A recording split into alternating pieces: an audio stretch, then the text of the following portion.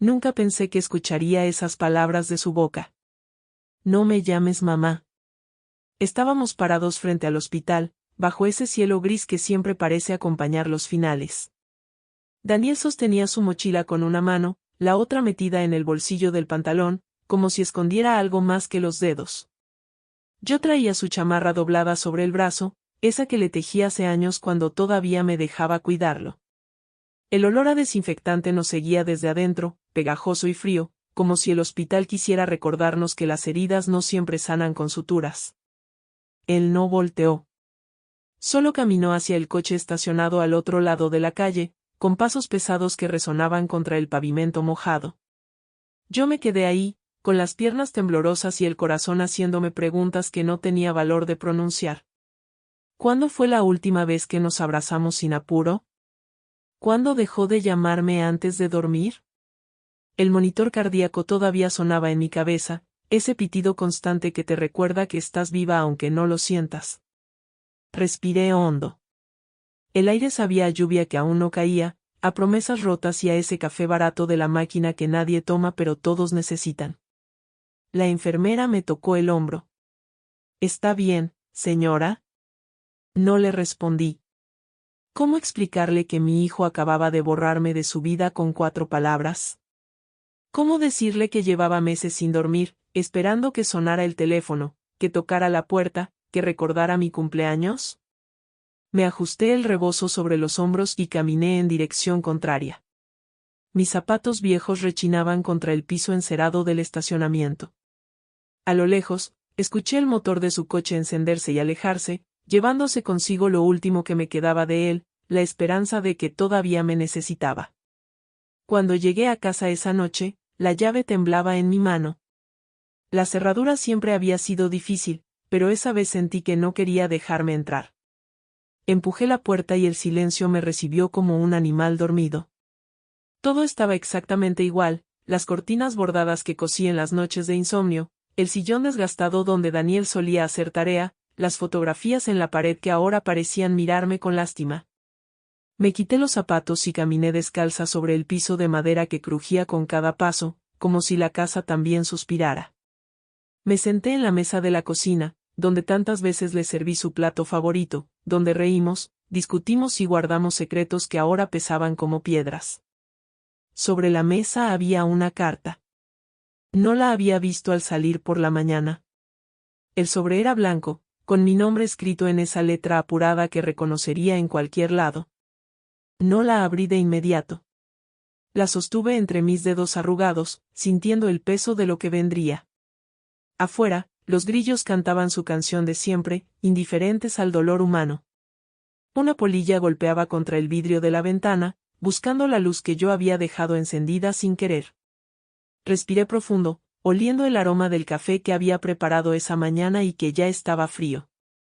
Entonces, con manos temblorosas, abrí la carta. Y ahí estaban, escritas con tinta azul, las palabras que cambiarían todo. Mamá, vendí la casa. No me odies. Era lo único que podía hacer. No lloré. No grité. Solo dejé que la carta cayera sobre la mesa mientras mi mente viajaba hacia atrás, como si alguien hubiera presionado un botón y toda mi vida comenzara a reproducirse en reversa. Vi a Daniel niño, corriendo por el jardín con las rodillas raspadas y una sonrisa que iluminaba hasta los días más oscuros. Lo vi persiguiendo mariposas con un frasco de vidrio, prometiéndome que las dejaría ir antes del atardecer. Lo vi durmiendo en mis brazos después de una pesadilla, su respiración tibia contra mi cuello, sus manitas aferradas a mi blusa como si yo fuera su único refugio en el mundo. Recordé la primera vez que me llamó mamá, con esa voz chiquita que apenas escuchaba. Estábamos en la cocina, yo preparaba tortillas y él jugaba con sus carritos en el piso. De pronto, me jaló el delantal y dijo, mamá, tengo hambre. Algo se rompió y se reconstruyó dentro de mí en ese instante. Porque ser madre no es solo dar a luz, es ser la persona a quien alguien llama cuando el mundo le da miedo. Es ser el nombre que se pronuncia en la oscuridad, la mano que se busca en el mercado, la voz que calma las tormentas internas que nadie más puede ver. Pero también recordé el día en que todo empezó a cambiar. Daniel tenía 16 años y acababa de discutir con su padre por una tontería que ahora ni siquiera logro recordar. Se encerró en su cuarto y no salió en toda la noche. Yo toqué la puerta varias veces, le llevé comida, le hablé con dulzura, pero él solo me gritó, «Déjame en paz». Me quedé del otro lado de la puerta, con la frente apoyada contra la madera, sintiendo como se levantaba un muro invisible entre nosotros. Esa noche, sin saberlo, comenzó la distancia. No fue algo brusco, fue como esas grietas que aparecen en las paredes y que al principio no parecen importantes, hasta que un día te das cuenta de que toda la casa está por derrumbarse. Los años pasaron y Daniel se convirtió en un hombre. Se graduó de la universidad con honores, consiguió un trabajo estable, se casó con una mujer que nunca me miró con cariño. Yo asistí a todo, siempre en segunda fila, siempre con una sonrisa forzada, siempre preguntándome si él notaba mi ausencia entre tantas personas. En su boda, cuando lo vi bailar con su esposa bajo esas luces colgantes que parecían estrellas, sentí un dolor agudo en el pecho. No era envidia ni tristeza. Era la certeza de que mi hijo ya no me necesitaba. Y tal vez, eso es lo más difícil de aceptar para una madre, que llegará el día en que tus brazos ya no sean el hogar de nadie. Después vino Mateo, mi nieto. Un bebé hermoso de ojos grandes y risa contagiosa. Daniel me llamó desde el hospital, con la voz quebrada por la emoción, para decirme que había sido padre. «Mamá, es perfecto. Se parece a ti». Esas palabras me llenaron de una esperanza tonta. Pensé que tal vez, a través de Mateo, recuperaría a mi hijo. Pero la vida no funciona así. La vida te enseña que el amor no siempre regresa por los mismos caminos que se fue. Y que a veces, cuando crees que todo está mejorando, es justo cuando el suelo se abre bajo tus pies. La carta seguía sobre la mesa, con sus palabras escritas en esa tinta que parecía sangrar sobre el papel. Vendí la casa. No me odies. Pero, ¿cómo explicarle que no era odio lo que sentía? Era algo mucho más complicado, más profundo, más doloroso. Era la sensación de haber sido borrada, de que todo lo que construimos juntos, cada mañana preparando su lunch, cada tarde esperándolo en la puerta, cada noche rezando por su bienestar, había sido reducido a una transacción comercial. Esta casa no era solo 4 paredes y un techo. Era el lugar donde aprendió a caminar, donde curé sus fiebres, donde celebramos sus cumpleaños con pasteles caseros y veladoras que soplaba con tanta fuerza que a veces se le olvidaba pedir un deseo.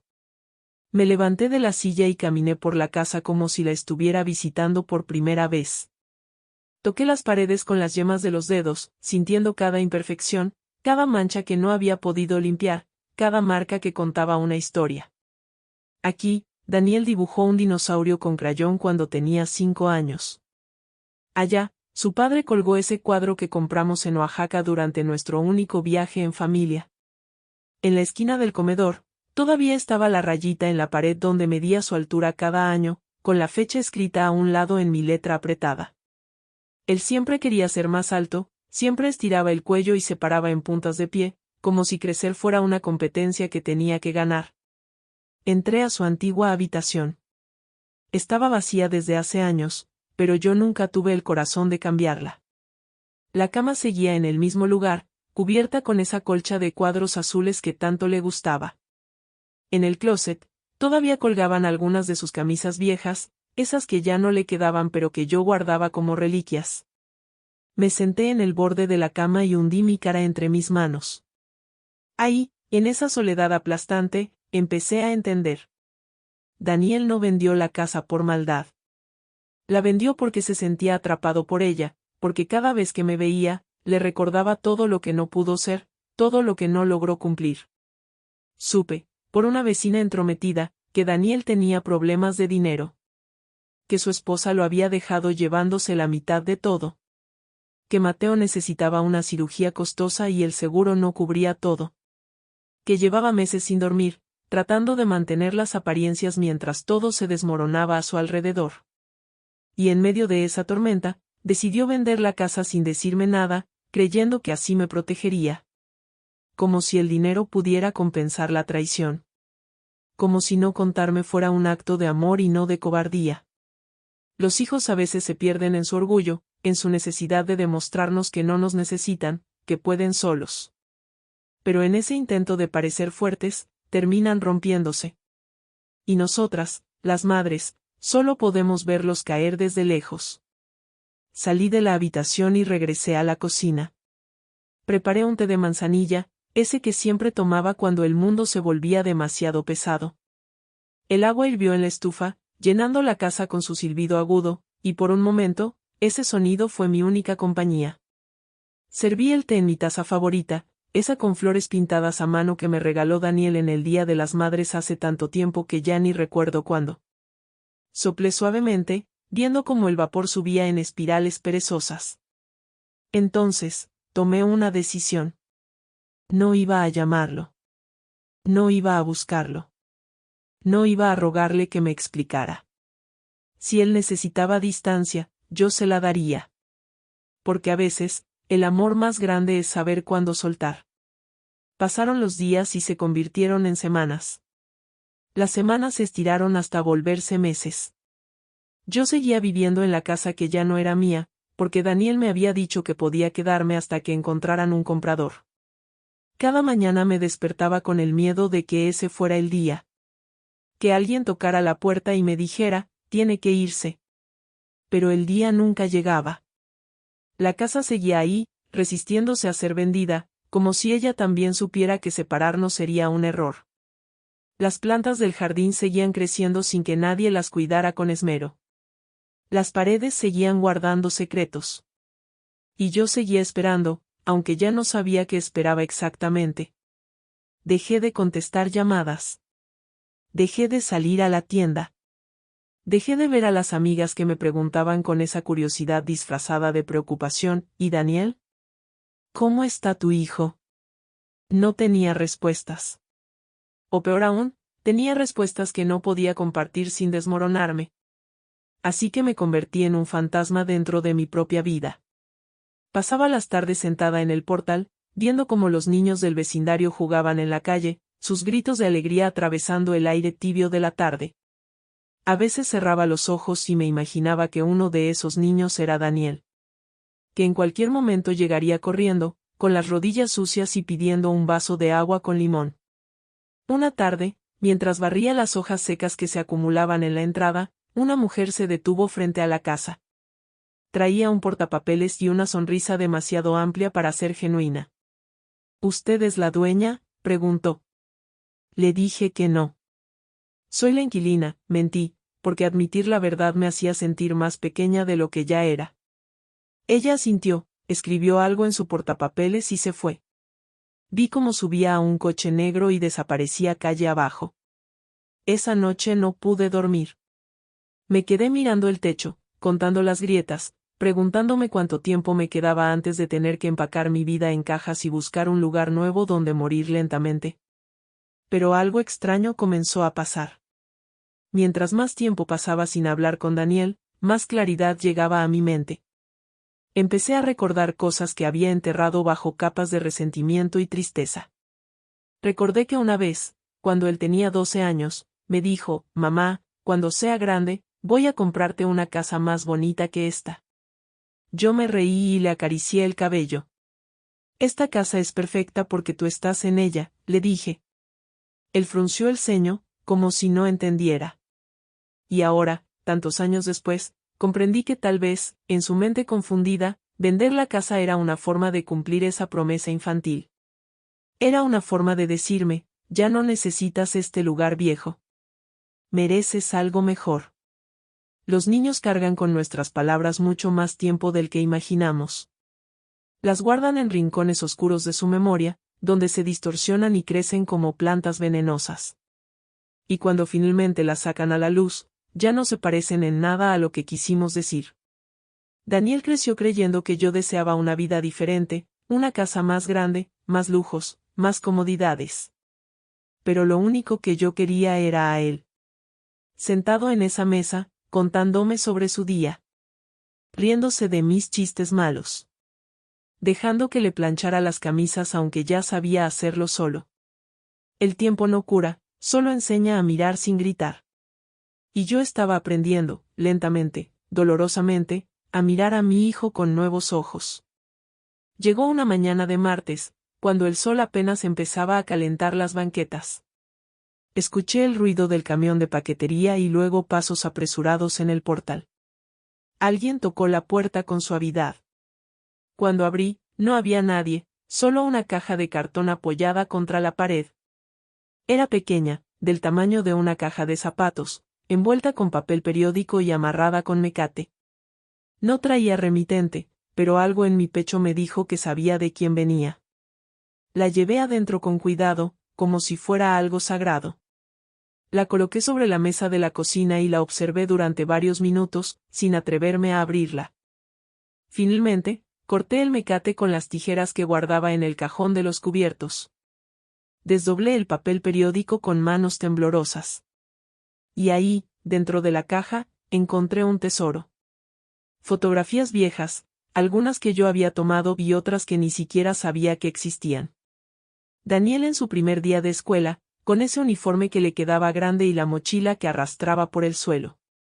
Daniel en su fiesta de 15 años, aunque nunca quiso celebrarla, pero yo insistí porque quería verlo feliz al menos una vez. Daniel con su padre, abrazados frente a esta misma casa, en un tiempo en que todavía éramos una familia completa. Cada imagen era un golpe al corazón, pero también era un recordatorio de que esos momentos existieron. Que fuimos felices. Que el amor estuvo ahí, aunque ahora pareciera imposible. Debajo de las fotos, había una carta. El papel era diferente, más delicado, escrito con una letra infantil que me tomó un segundo reconocer. Abuela, decía. Mateo. Mi nieto. Mi pequeño que apenas había visto 3 veces en los últimos 2 años porque su padre decidió que era mejor mantenerlo lejos de mí. Papá dice que tú no quieres vernos.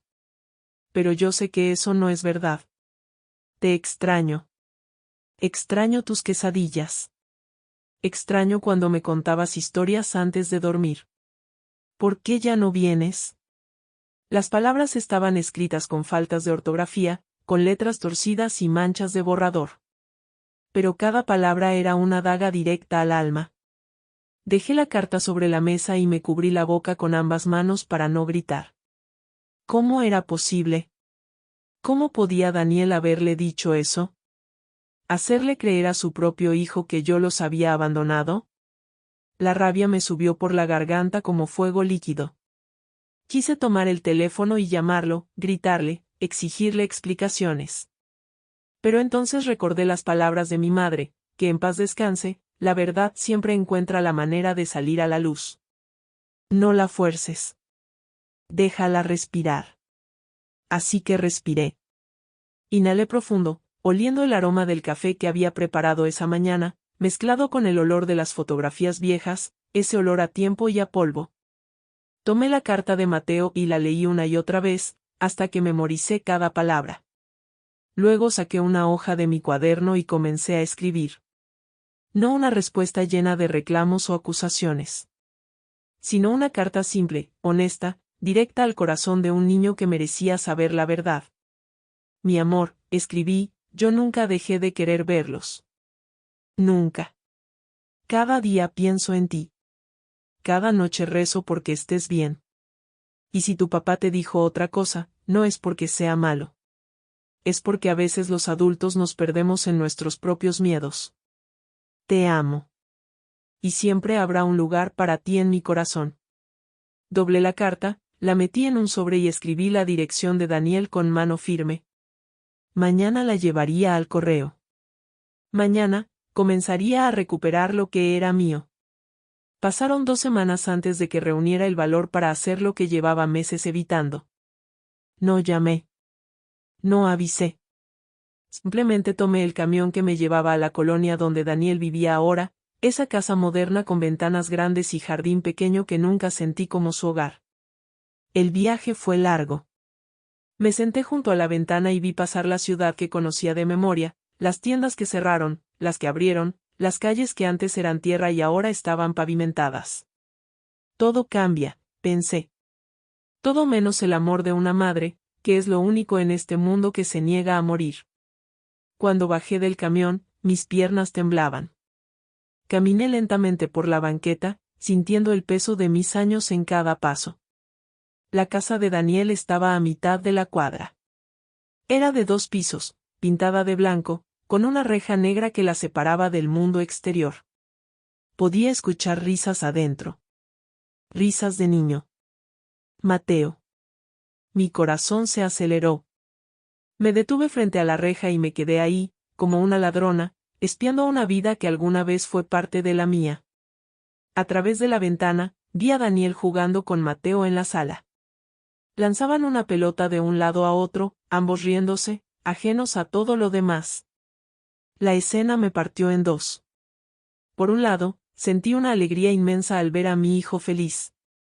Por el otro, sentí un dolor punzante al darme cuenta de que esa felicidad existía sin mí. No era necesaria.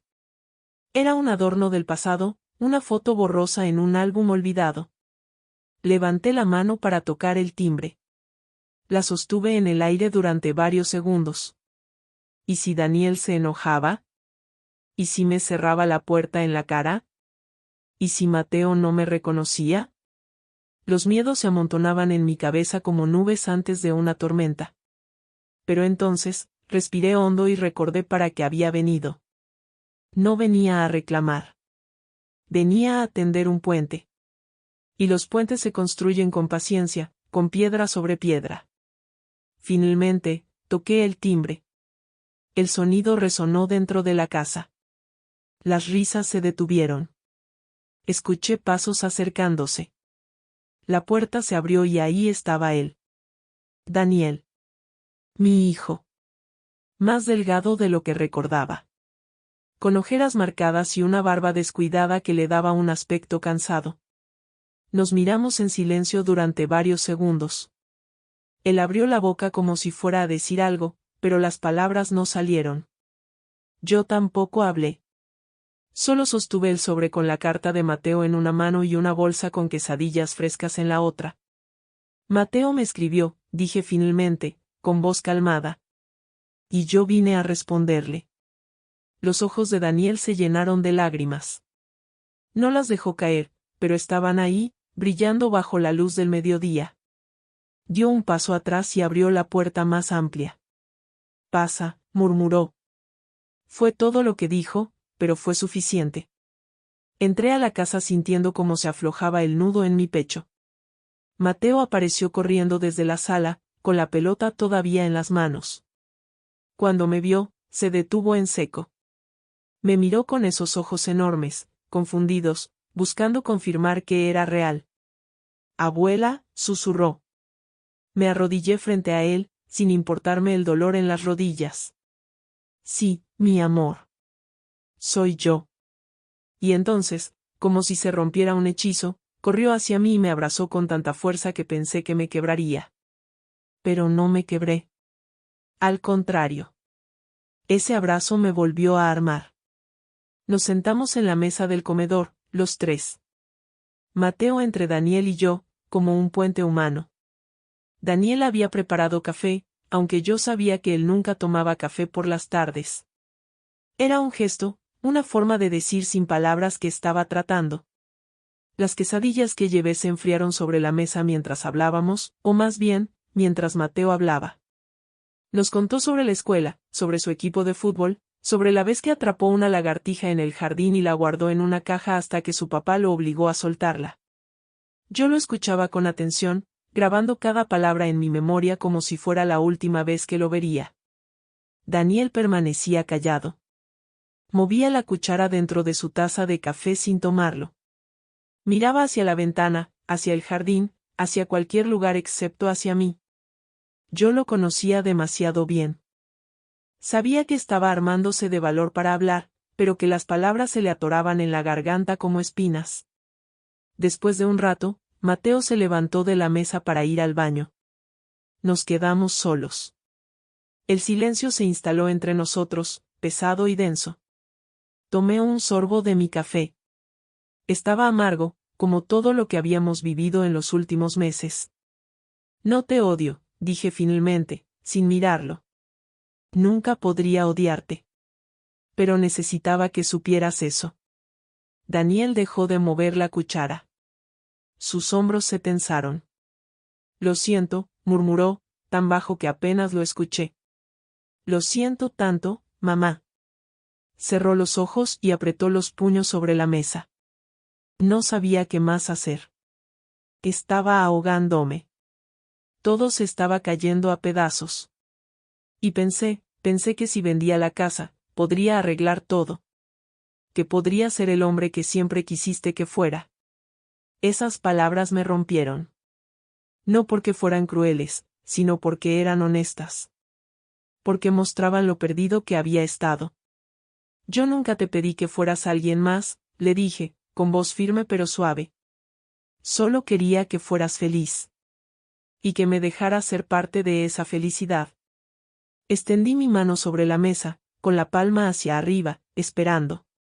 Daniel me miró. Vi en sus ojos toda la culpa, todo el cansancio, toda la vergüenza acumulada.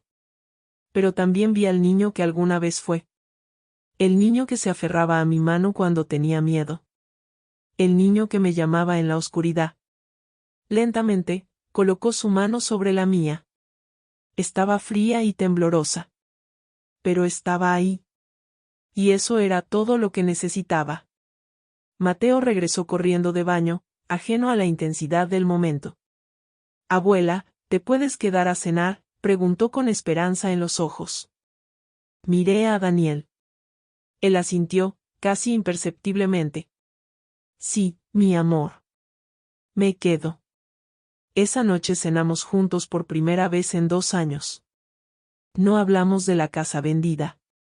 No hablamos de los errores del pasado. Simplemente comimos, reímos ante los chistes malos de Mateo, y dejamos que el tiempo hiciera su trabajo. Porque el perdón no llega de golpe. Llega en pequeñas dosis, como medicina amarga que se toma cada día hasta que un día te despiertas y te das cuenta de que ya no duele. 3 semanas después de esa cena, Daniel me llamó por teléfono. Su voz sonaba diferente, más ligera, como si se hubiera quitado un peso de encima. Mamá, dijo, encontraron un comprador para la casa. Mi corazón se detuvo. Aunque sabía que este momento llegaría, escucharlo era diferente. Era real. Definitivo. ¿Cuándo?, pregunté, tratando de mantener la calma. Tienen que cerrar el trato en 2 semanas. Y bueno, quería saber si necesitas ayuda para mudarte. Hubo una pausa incómoda. A donde sea que vayas, agregó rápidamente. Yo sonreí, aunque él no podía verme. Gracias, mijo. Pero estaré bien. Colgué el teléfono y me quedé sentada en la sala, mirando alrededor. La casa que había sido mi refugio durante tantos años ya no me pertenecía. Pronto estaría llena de extraños, de otras voces, de otros recuerdos. Alguien más cocinaría en mi estufa, dormiría en mi cuarto, caminaría por estos pasillos que yo conocía con los ojos cerrados. Y la vida seguiría, indiferente a mi nostalgia. Pero en lugar de sentir tristeza, sentí algo parecido a la liberación. Como si al perder la casa, ganara la oportunidad de construir algo nuevo. Algo más liviano. Comencé a empacar lentamente. Cada objeto era una decisión. ¿Esto lo llevo o lo dejo? El vestido que usé en la boda de Daniel. Las ollas que heredé de mi madre. Los platos despotillados que nadie más querría pero que para mí valían oro. El reloj de pared que nunca funcionó bien pero que marcaba el ritmo de esta casa. Separé 3 cajas, una para llevar conmigo, una para donar y una para Daniel. En esa última caja puse todas las cosas que algún día él querría recordar.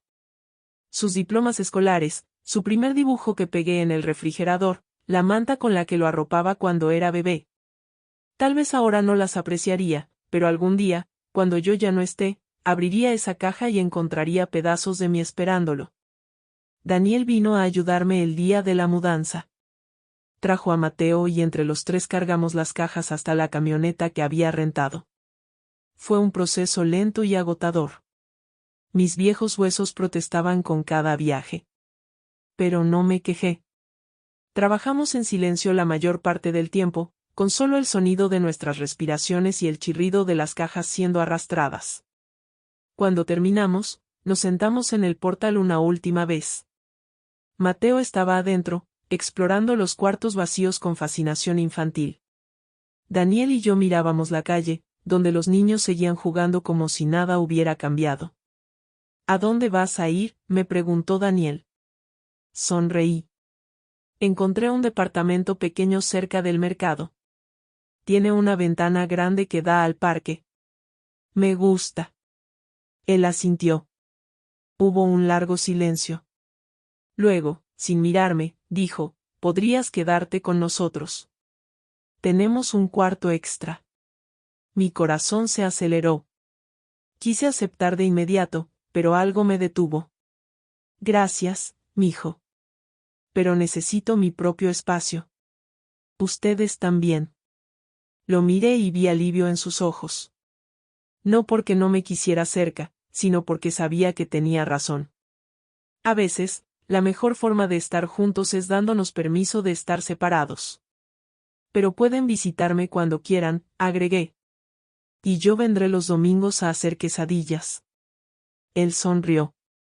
Fue una sonrisa genuina, sin el peso de la culpa. Trato. El departamento era más pequeño de lo que había imaginado. Una sala comedor, una cocina estrecha, un baño y una recámara que apenas cabía la cama. Pero tenía luz. Mucha luz. La ventana daba al parque, como había dicho, y desde ahí podía ver a la gente caminar, a los perros correr, a las palomas pelear por migajas de pan. Era un edificio viejo, con escaleras de concreto que mis rodillas odiaban, pero los vecinos eran amables. Don Héctor del tercer piso me ayudó a subir las cajas más pesadas. Doña Carmen de al lado me trajo tamales de bienvenida. Poco a poco, ese espacio extraño comenzó a sentirse como hogar. Coloqué mis cosas con cuidado. Las fotografías en la pared de la sala. El reloj que no funcionaba sobre la repisa. La planta de sábila en la ventana. Cada objeto encontró su lugar, como si supiera dónde debía estar. Por las noches, cuando el ruido de la ciudad se calmaba, me sentaba frente a la ventana con una taza de té y miraba las estrellas. Eran las mismas estrellas que veía desde la casa vieja, pero se sentían diferentes. Más cercanas. Como si me acompañaran en esta nueva etapa. Ya no tenía jardín, pero tenía paz. Ya no tenía espacio, pero tenía libertad. Los domingos se convirtieron en sagrados. Daniel pasaba por mí en la mañana con Mateo. Íbamos al mercado juntos, comprábamos ingredientes frescos y regresábamos a su casa para cocinar. Yo preparaba las quesadillas, él hacía el arroz, Mateo ponía la mesa. No hablábamos mucho mientras cocinábamos. No hacía falta. El acto de estar juntos, de compartir ese espacio, de movernos alrededor de la cocina como una coreografía ensayada, decía más que cualquier palabra. Después de comer, Mateo me pedía que le contara historias. Las mismas historias que le contaba a Daniel cuando era niño. Y yo las repetía con el mismo amor, sabiendo que estaba tejiendo una red invisible entre generaciones. Una tarde, mientras lavaba los platos en mi departamento, alguien tocó la puerta. Era Daniel. Venía solo. Mateo se quedó con un amigo, explicó. Y yo, quería verte. Nos sentamos en la pequeña sala. Él miraba alrededor, observando cómo había acomodado todo. Se parece a la casa vieja, comentó. Huele igual. Reí. Es el mismo jabón de lavanda que siempre he usado. Él asintió. Hubo un silencio cómodo. Luego, sacó un sobre de su mochila. Esto es para ti. Lo abrí con curiosidad. Adentro había un cheque. Una cantidad considerable. Dinero de la venta de la casa. No lo necesito, dije, tratando de devolvérselo. Él levantó la mano. Por favor, mamá. Tómalo. No es todo, pero es lo que me corresponde darte. La casa también era tuya. Y yo nunca debí hacer eso sin consultarte. Sus ojos estaban húmedos. Lo siento. Siento tanto haberte fallado. Me levanté y me senté junto a él. Tomé su mano entre las mías, arrugadas y manchadas por el tiempo. No me fallaste. Te perdiste. Pero me encontraste. Y eso es lo que importa. Guardé el cheque en mi bolsillo, no porque lo necesitara, sino porque sabía que él necesitaba que lo aceptara. Porque rechazarlo sería rechazar su arrepentimiento. Y el arrepentimiento sincero merece ser recibido con gracia. Decidí hacer algo con ese dinero. Algo que tuviera sentido. Compré un álbum de fotos de piel, grueso y con páginas en blanco. Y comencé un proyecto. Reuní todas las fotografías que tenía guardadas, las de la caja que Mateo me había enviado, las que había rescatado de la casa vieja, las que estaban metidas en sobres viejos en el fondo de los cajones. Las extendí sobre la mesa del comedor y las organicé cronológicamente. Daniel bebé. Daniel niño. Daniel adolescente. Daniel hombre. Daniel padre. Era como ver una vida completa desplegada frente a mí. Pegué cada foto con cuidado, escribiendo pequeñas notas al lado con mi letra temblorosa. Tu primera sonrisa.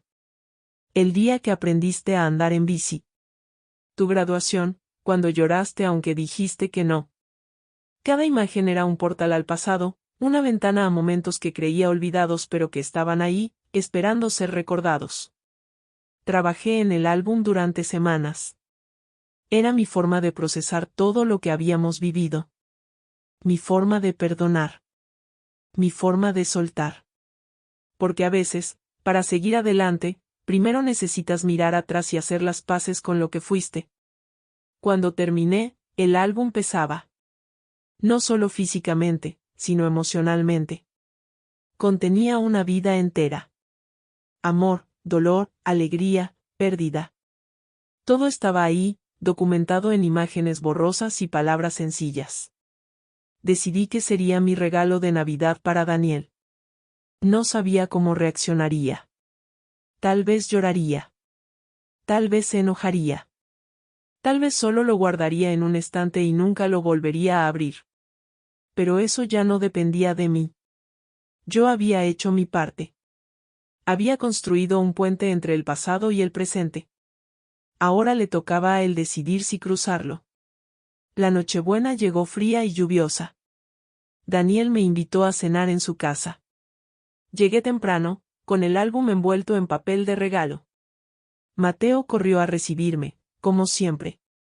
La casa olía a ponche y tamales. Había música navideña sonando bajito en la sala. Todo se sentía cálido y familiar, como si siempre hubiera sido así. Cenamos juntos, brindamos con sidra, vimos a Mateo abrir sus regalos con emoción desmedida. Y cuando él se fue a dormir, Daniel y yo nos quedamos en la sala, frente al arbolito de luces parpadeantes. Le di el regalo. Él lo sostuvo con cuidado, como si supiera que era importante. Retiró el papel lentamente y cuando vio el álbum, su expresión cambió. Abrió la primera página y se quedó inmóvil. Pasó las hojas una por una, leyendo cada nota, mirando cada foto.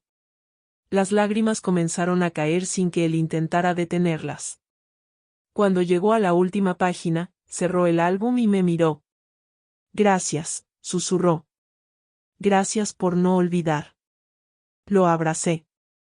Y en ese abrazo, sentí cómo se cerraba un ciclo.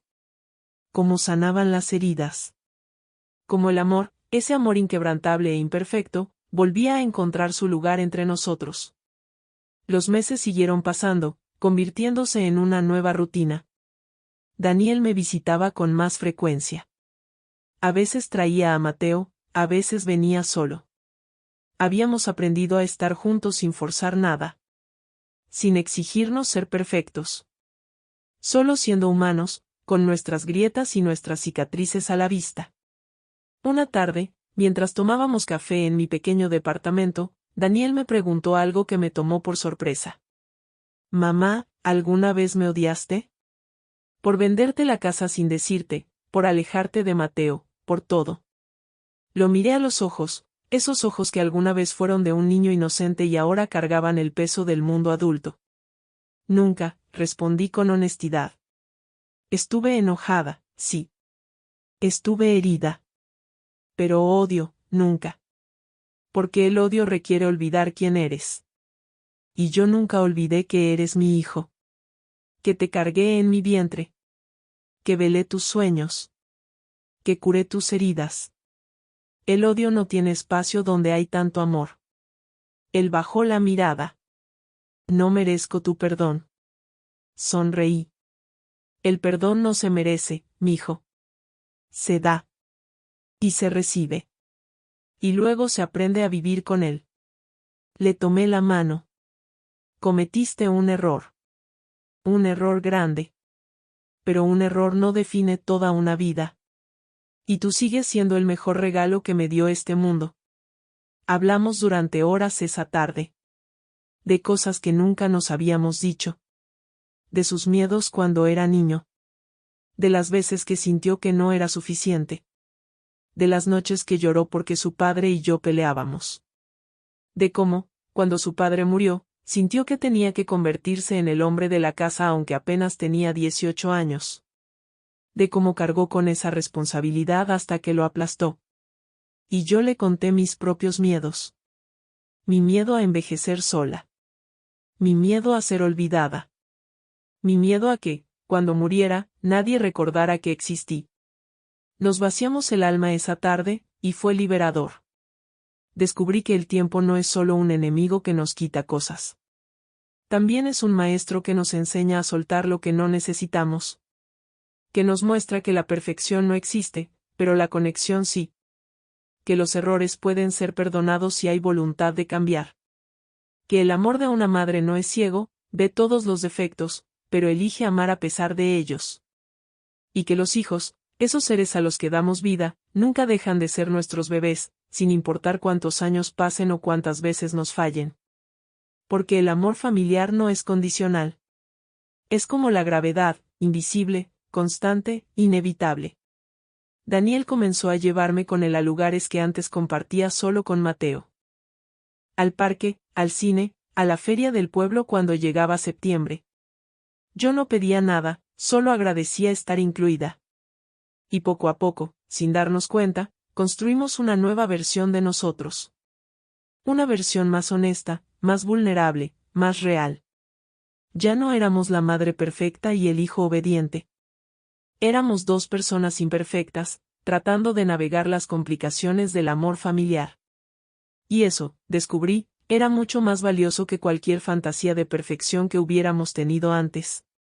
Un año después de la venta de la casa, Daniel me llevó a un lugar inesperado. Quiero mostrarte algo, dijo, sin dar más detalles. Subimos al coche y manejamos por casi una hora, alejándonos de la ciudad. Yo no preguntaba. Había aprendido que a veces, lo mejor es simplemente confiar. Finalmente, nos detuvimos frente a una casa. No era grande ni lujosa. Era sencilla, con jardín al frente y un portal amplio. Pintada de amarillo pálido, con ventanas de madera y una puerta roja. Daniel apagó el motor y se quedó mirando la casa en silencio. La compré, dijo finalmente. Con el dinero que sobró de la venta de la otra casa y con lo que he ahorrado.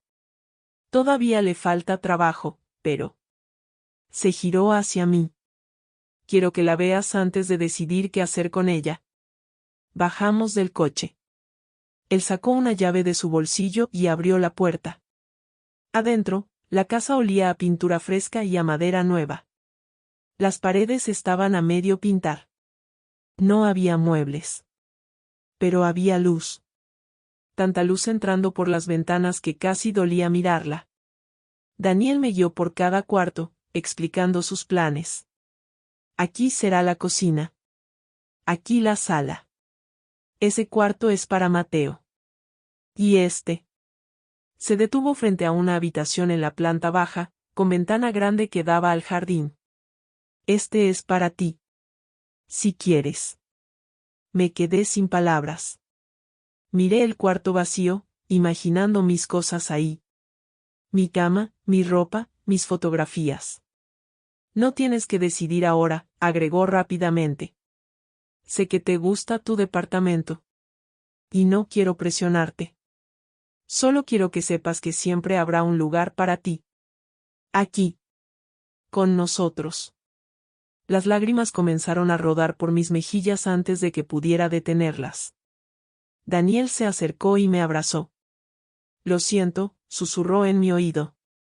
Siento todo lo que te hice pasar. Y sé que no puedo devolverte la casa vieja. Pero puedo darte esta. Puedo darte un lugar donde envejecer rodeada de las personas que te aman. Nos quedamos abrazados en ese cuarto vacío durante mucho tiempo.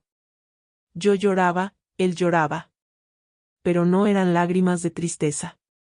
Eran lágrimas de sanación. De cierre. De un nuevo comienzo. Cuando finalmente nos separamos, le sonreí. Necesito pensarlo, dije. Pero gracias. Gracias por recordar que sigo aquí. Que sigo importando. Él asintió. Caminamos por el resto de la casa, hablando de posibilidades, de colores de pintura, de dónde colocar los muebles. Y mientras caminábamos, sentí algo que no había sentido en mucho tiempo, esperanza. Esa noche, de regreso en mi departamento, me senté frente a la ventana con una taza de té. Pensé en todo lo que había pasado. La venta de la casa, el distanciamiento, el dolor, la reconciliación. Pensé en cómo el tiempo había sido mi mayor enemigo y mi mejor aliado. Cómo me había quitado cosas, pero también me había enseñado a valorar lo que quedaba. Pensé en Daniel, en cómo había crecido, madurado, aprendido. Y pensé en mí misma, en cómo había sobrevivido a algo que creí que me destruiría. Me di cuenta de que no necesitaba esa casa nueva para ser feliz. Ya tenía todo lo que necesitaba, el amor de mi hijo, la risa de mi nieto, la paz de saber que, a pesar de todo, seguíamos siendo una familia. Pero también me di cuenta de que aceptar esa habitación no sería una debilidad. Sería un acto de valentía. Sería decir sí a una segunda oportunidad. Sería permitirme ser cuidada después de haber cuidado tanto. Así que, unos días después, llamé a Daniel. Acepto, le dije. Acepto el cuarto.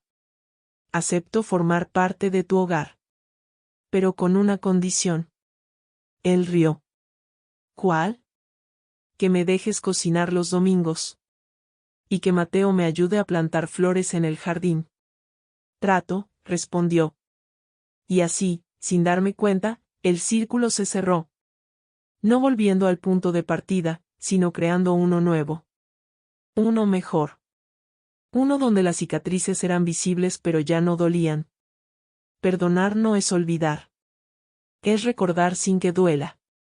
Es mirar al pasado y entender que todo, incluso el dolor, tenía un propósito.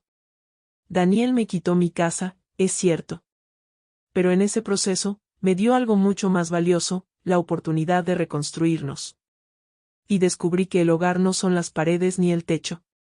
Es el lugar donde alguien te espera con los brazos abiertos. Donde tu nombre se pronuncia con amor.